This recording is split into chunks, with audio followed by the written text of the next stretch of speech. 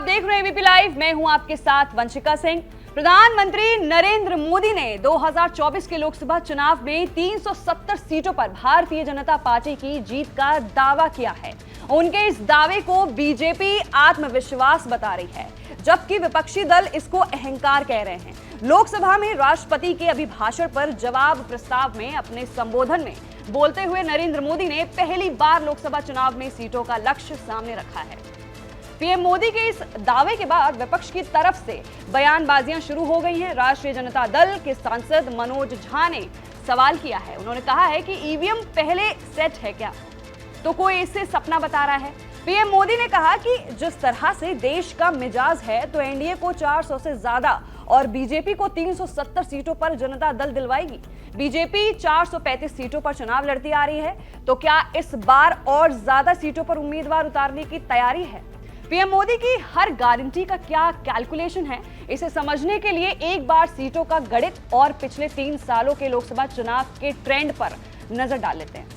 2009, 2014 और 2019 के लोकसभा चुनाव की बात करें तो 95 सीटें ऐसी हैं जहां बीजेपी पिछले 3 लोकसभा चुनाव जीत रही है, जबकि कांग्रेस सिर्फ 17 सीटों पर ही 2009, 2014 और 19 में जीतती रही है।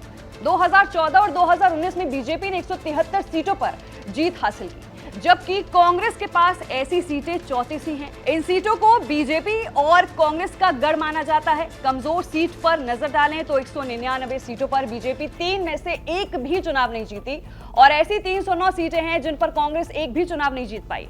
इसके अलावा 76 सीटें ऐसी हैं जिन पर बीजेपी एक लोकसभा चुनाव जीती है। कांग्रेस के खाते में ऐसी 183 सीटें हैं जिन पर 3 में से एक चुनाव जीती है। 2019 के चुनाव में बीजेपी का वोट शेयर 2019 के चुनाव में बीजेपी ने 435 सीटों पर उम्मीदवार उतारे और 2024 सीटों पर 50% से ज्यादा वोटों के अंतर से जीत हासिल की। वहीं 2014 में यह आंकड़ा 136 था, यानी 2019 में 88 सीटों पर इजाफा हुआ है। इस बार प्रधानमंत्री मोदी का दावा है कि ये आंकड़ा और बढ़ेगा। मतलब बीजेपी ये मानकर चल रही है कि 224 सीटों पर बीजेपी की पिछली जीत को रिपीट करेगी। लेकिन इसी बीच सवाल ये भी है कि क्या विपक्षी गठबंधन इंडिया में बिखराव का मिलेगा फायदा? इसका जवाब दे देते हैं। जुलाई में इंडिया गठबंधन बना जो बिखरने लगा है। गठबंधन में आपसी लड़ाई चल रही है। गठबंधन का अहम हिस्सा नीतीश कुमार ने बिहार में बीजेपी के साथ वापसी कर ली है।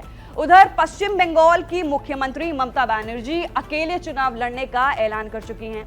वहीं लोकसभा चुनाव करीब है और दिल्ली के मुख्यमंत्री एवं आम आदमी पार्टी के सहम संयोजक अरविंद केजरीवाल ने हरियाणा विधानसभा चुनाव में अकेले उतरने का ऐलान किया है। ऐसे में आम चुनाव को लेकर इनका क्या रुख होगा वो आने वाले समय में ही पता चलेगा। गठबंधन में सीट शेयरिंग को लेकर चल रही खींचतान और अगर पार्टियां एकजुट होकर नहीं लड़ती हैं तो इसका फायदा बीजेपी को सीधा मिल सकता है। फिलहाल के लिए इतना ही। लोकसभा 2024 चुनाव को लेकर हर एक अपडेट से जुड़े रहिए हमारे साथ और देखते रहिए एबीपी लाइव।